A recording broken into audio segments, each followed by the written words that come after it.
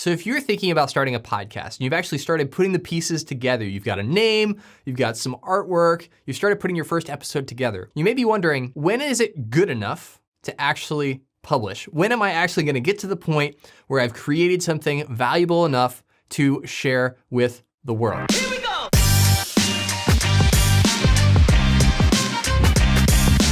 If you are going to a gym for the first time in a long time, you're gonna see people in there benching 10 times as much weight as you, running miles on the treadmill without breaking a sweat, and it's gonna be like, man, I'm not them, so I feel like a weakling. When you're jumping into a podcast or any kind of new creative element, there's always a learning curve associated with it. When you first get started, you're starting from square one with very limited knowledge, very limited skills, and you're just trying to get something going. If you are used to listening to a lot of highly produced podcasts that have teams of audio engineers and beat journalists and hosts and people that have been doing it for decades, it's easy to compare yourself to those podcasts and feel like, well, my podcast is not as good as that, so I should wait to publish my first episode. And that is a mistake.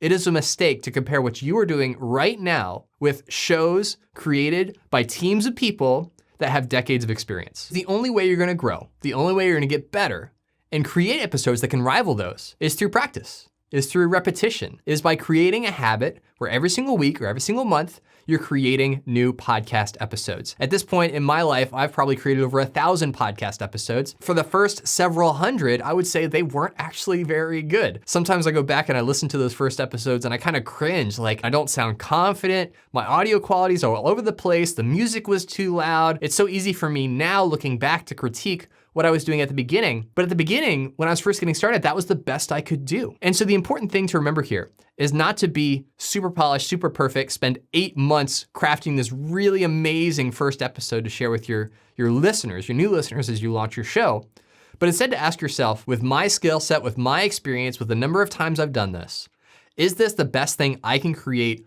right now? And if the answer is yes, you should publish it. You should publish that episode. And don't give yourself like 6 months to make the best thing you can make right now. Give yourself 1 week, because typically you will want to publish your podcast on a weekly cadence or a bi-weekly cadence. You wanna ask yourself, what is a sustainable pace that I can do with my podcast? And so if you can create a really great episode, but it takes you 3 months, you're not gonna have a growing podcast that's getting more listeners every single month. It's just not gonna happen. You wanna figure out, what can I create that's sustainable, that's not gonna drain the life out of me and take every waking hour of every day that I have outside of my job. You know, remember, you have kids and a family and roommates and other responsibilities on your life. You gotta do those things too. So think about, what can you do right now? What are you capable of doing right now? And be really happy with that. At the end of the day, the more you do it, the better you're gonna get. The more polished your episodes are gonna be, the more refined they are, the faster your editing will go, the faster your workflows will go, the better interviewer you're gonna be, but all those things take practice. So don't let those things hold you back from getting started. This is probably the worst episode you'll ever make, episode 1 of your first podcast. Every episode from there is only gonna get better. And the only way you can get better is by doing it. So hopefully this little pep talk helped encourage you, put some things in perspective, and remind you that you don't have to be a professional right out of the gate.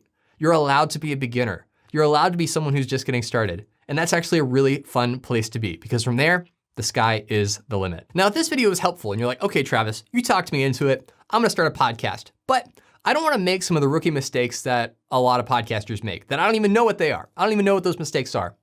I got something for you. So we recently created a video here on our channel called the 10 things I wish I knew before starting a podcast. Pretty relevant, right? And so you can watch that video with the top 10 mistakes that we see, how to avoid them, how to make sure you don't make those mistakes, simply by clicking the link in the description below. You can go watch that video, or you can watch it simply by clicking the video here on the screen. Whichever one is more convenient. You can click this one or you can click this one. It's up to you. Well, we hope you found this video helpful, and as always, keep podcasting.